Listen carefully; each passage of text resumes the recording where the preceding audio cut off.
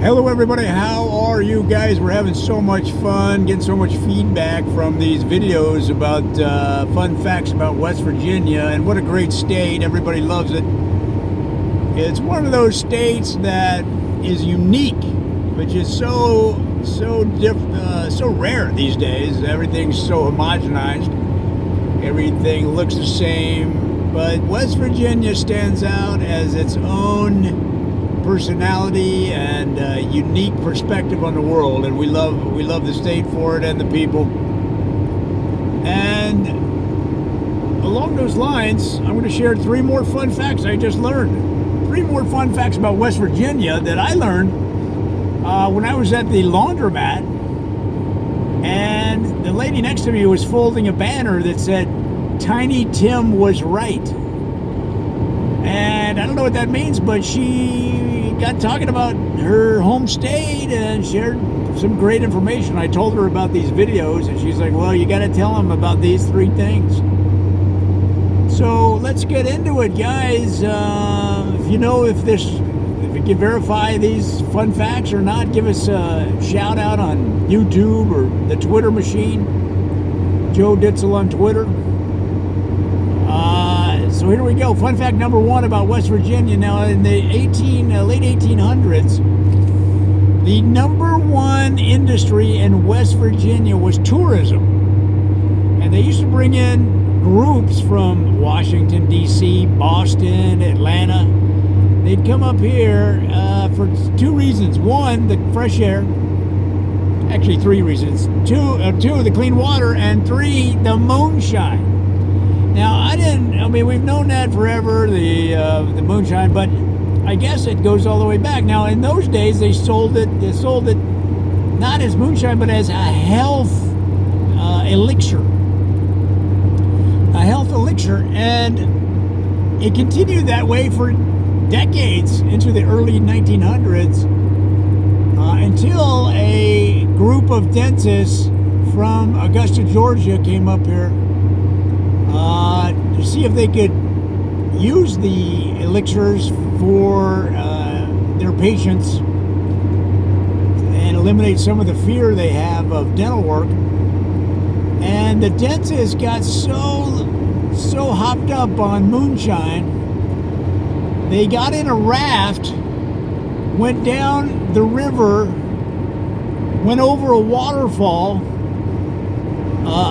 crashed to the bottom of the waterfall, tumbled in the water, and washed up on the rocks, and all of them lived. But they were from a religious order of dentists, and they saw it as a sign that they should give up dentistry and enter into the priesthood. So after that, the state said, we got to put some regulations on it. And that's when the West Virginia Liquor Control Board was born. Now, number 2 fun fact of West Virginia is that 97% of the state is covered with trees. And that is why you have the natural beauty. Unfortunately, it cuts back on the amount of agriculture that you need to feed the people in this state. And the reason you need local food is that there's just no way to get back, no way for delivery trucks to get back into some of the crevices and nooks and crannies where these people live.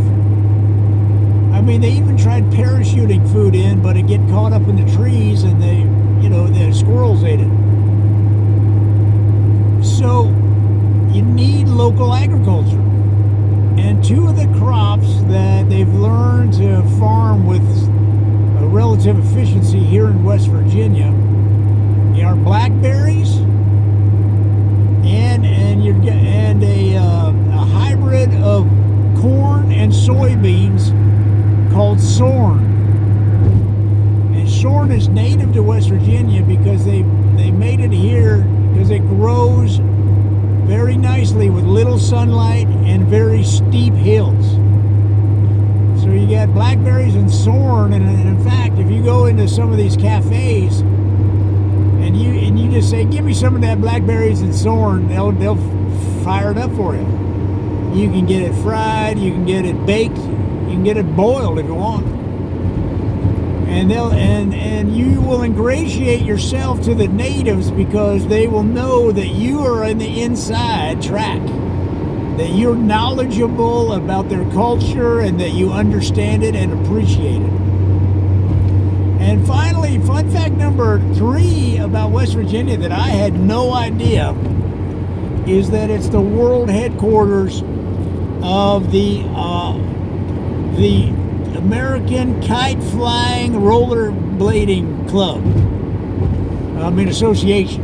It started out as a club, it became an association.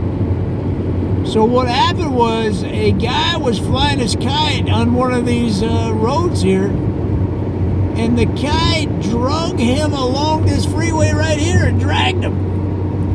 Drug or dragged, what's the word? I don't know, but it dragged him, the kite.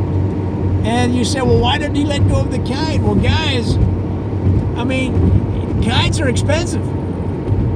So what he did was the next time it happened, he put on his rollerblades and he went rolling down this avenue, this street, this highway at 450 miles an hour, getting dragged by his kite, guys. It wasn't enough to lift him in the air, but it pulled him along this freeway. He had the police chasing him for 7 counties, and he was laughing his head off the whole time. And it created a sensation in the news, and everybody else wanted to try it. So there were so many police and state troopers chasing people on rollerblades, getting pulled down this freeway at 400 miles an hour on kites, that finally the state legislature said we gotta legalize it. And we got to control it. And that's when the Kite Flying Rollerblading Association of America was formed right here in this section of West Virginia, guys. It's unbelievable. Well, again, these are things that I didn't know. I had no clue. I got it from a lady at the laundromat, and I noticed that she had a bunch of printed socks that said, Reagan is alive. Like 50 pairs of socks that said, Reagan is alive. And so I don't know if she's credible or not, but those are the tales she told me, and I'm sharing them with you. Come on back for more, guys. It's a lot of fun. We're loving West Virginia. We love you, West Virginia. We love you.